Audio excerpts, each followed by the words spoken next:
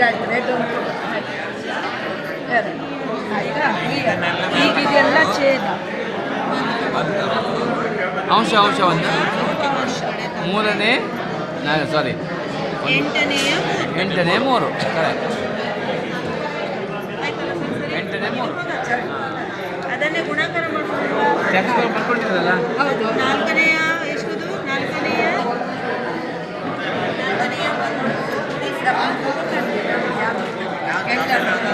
sir Shweta ಈ photo ಹೌದು ಅದೇ ಅದಕ್ಕೆ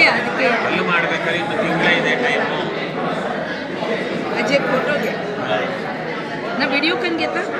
करते बायता